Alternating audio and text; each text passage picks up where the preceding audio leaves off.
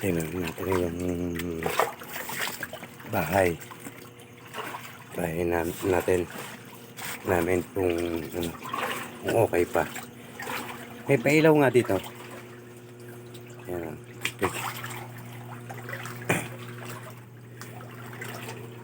Grabe laki ng tubig.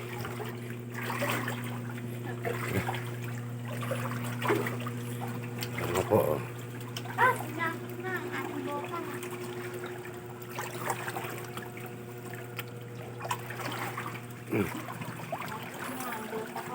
Pong bahay namin.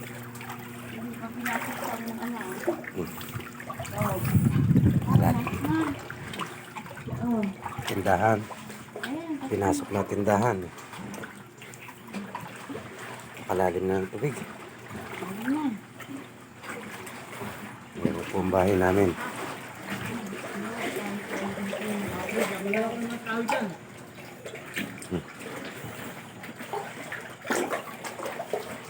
Po, ang aming lugar, binabaha na po. Explore mo kami. Ito po. Playa, baha na po.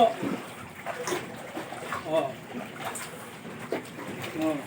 Kailangan po namin ng maraming tulay. Kahoy. Ang bahay namin, oh. Talagang wala na. Oh, saan? Kuha mo. Ito, bahan ho ito. Kailangan po namin ng maraming tulay, kahoy. Kung maaari, magpadala po kayo.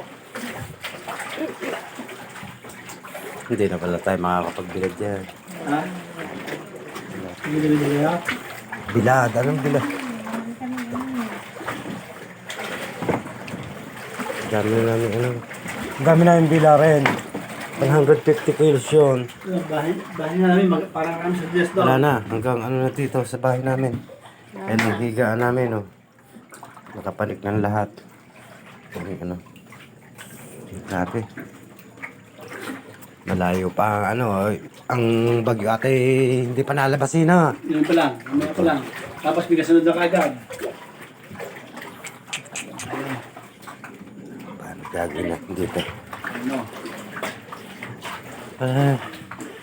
Maria, mapipilitan na tayong ayusin ng ano doon. Doon na tayo magbilad sa ano, sa atin. Grabe na. Hindi tayo magbibilitan. Makakapagbilad tayo dyan siguro kung mga ano laang. Ano? Grabe. Grabe ng ano to. Tubig.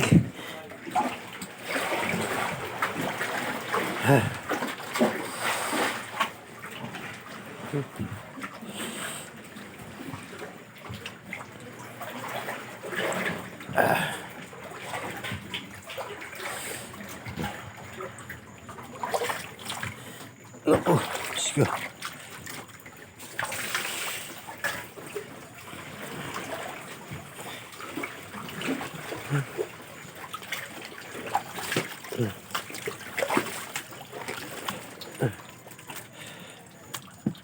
Siguro ko kung maintang ano panahon, makakapagbilad tayo dito. Yung magandang talagang panahon. Oh, grabe. Eto, diyang ang daming yan eh. Ano na yan eh. Hanggang bewang na yung ilalim niyan.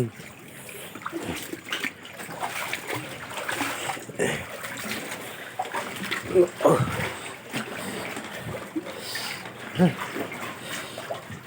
Wala nang ibang mga gamit pa ditong iuwi, Maria. Baka may mga gamit pang ibang iuwi dito.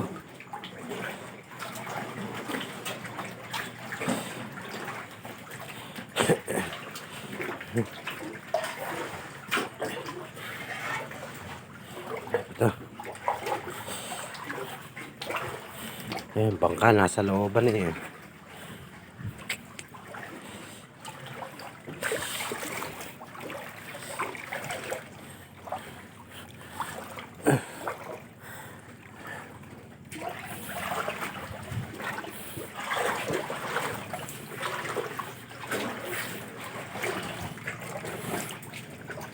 Ano yan? Bota mo, lubog na nagbobota ka pa, lubog na. Halika na, sara mo na yun, papatay na yung ilaw. Baka yun eh, makakuryente pa dyan. Bayaan na yan dyan, kung umalo ni madurog na kung ano eh, wala eh. Wala tayong magagawa.